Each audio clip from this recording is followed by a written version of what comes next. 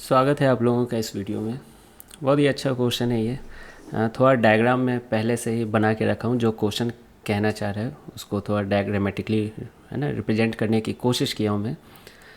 अच्छा, एक चीज़ मैं हमेशा बताता हूँ स्टूडेंट्स को कि आप फिजिक्स के क्वेश्चन में थोड़ा डायग्राम बनाया करो, है ना। मतलब जो कहना चाह रहा है थोड़ा किसी तरह से मतलब बनाया करो, ठीक है। बहुत सारे बच्चे अपनी ज़िद के वजह से नहीं बना पाते हैं, नहीं बनाते हैं मतलब, है ना। क्यों? वो सोचते हैं कि सर हो जाएगा, मतलब बहुत बहुत तेज़ हूँ मैं, आईक्यू बहुत ख़तरनाक है।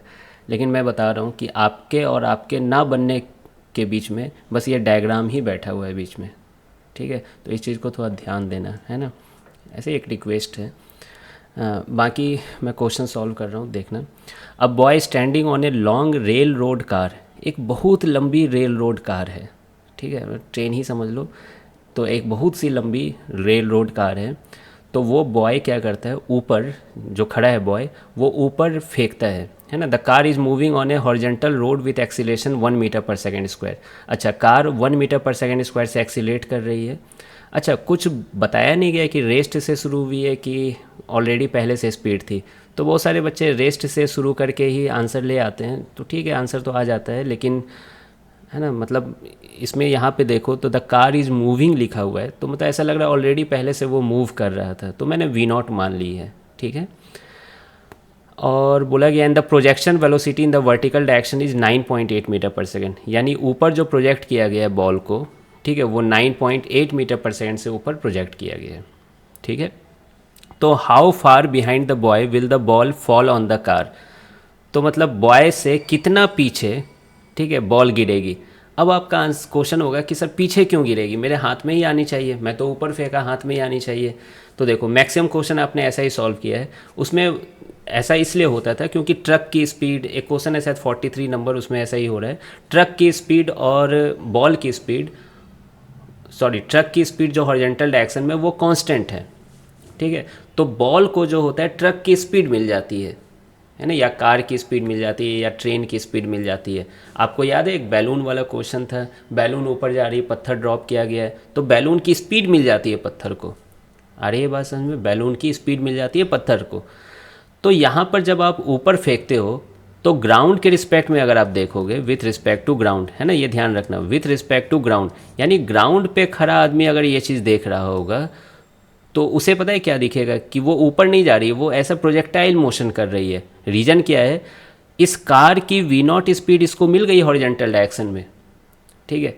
तो फिर अगेन आपका क्वेश्चन है सर तो मेरे हाथ में क्यों नहीं आई, तो देखो उसका वजह ये एक्सीलरेशन है, ठीक है। काश ये एक्सीलरेशन नहीं होता तो एक्स डायरेक्शन में जितनी इसकी डिस्प्लेसमेंट होती उतनी ही आपकी, है ना, उस आदमी की भी डिस्प्लेसमेंट होती, या यूँ कहो तो उस कार की भी डिस्प्लेसमेंट होती एक्स डायरेक्शन में, तो वो ऑलरेडी हाथ में आ जाता, ठीक है। लेकिन चूंकि यहाँ पे कार एक्सीलरेट कर रही है, तो इस कार की जो वेलोसिटी है बीच बीच में, है ना, अलग अलग टाइम पे, तो वो तो लगातार बढ़ती जा रही है ना।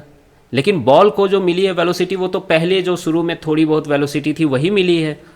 आ रही बात समझ में? तो ये कार की जो फाइनल वेलोसिटी है वो अच्छी खासी बढ़ गई होगी, तो इसकी वजह से ये जो इसकी डिस्प्लेसमेंट होगी, कार की डिस्प्लेसमेंट वो ज़्यादा होगी जितना कि बॉल की डिस्प्लेसमेंट है उससे। इसलिए बॉल हाथ में नहीं आ रहा है, बॉल पीछे, है ना, ऐसा लग रहा है कि पीछे गिर गया, ठीक है।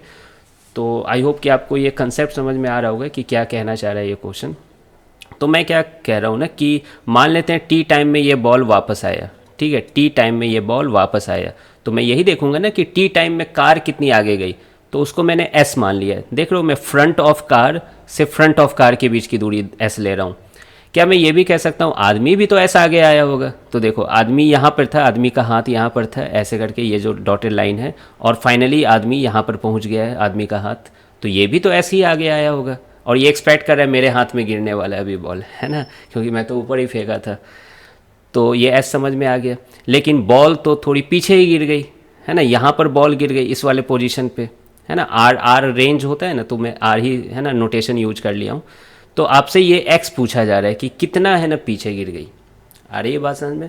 तो आई होप कि डायग्राम आपको पूरा अच्छे से क्लियर हो गया होगा, ठीक है। मैं फाइनल वेलोसिटी ये सब नहीं लिख रहा हूँ ट्रक की, क्योंकि मुझको उसकी आवश्यकता नहीं है ना। तो सबसे पहले हम लोग क्या देख लें, टाइम देख लें कि कितने टाइम में बॉल आई है, तब तो मुझे पता चलेगा उतने टाइम में ये ट्रक कितनी आगे गई है।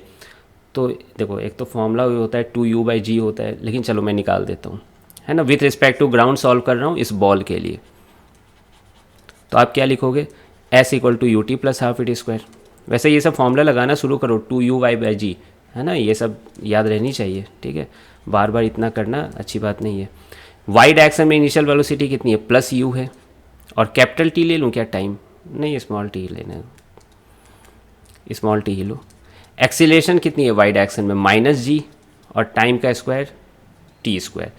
तो यहाँ से t की वैल्यू एक जीरो आएगी, उसको नेगलेक्ट करो, है ना। जीरो का मतलब वाई डिस्प्लेसमेंट है ना, तो यहाँ पे भी है, t इक्वल टू 0 पे भी था, तो उससे हमें मतलब नहीं है। देखो टाइम आ गया, फिर से 2u/g, ठीक है।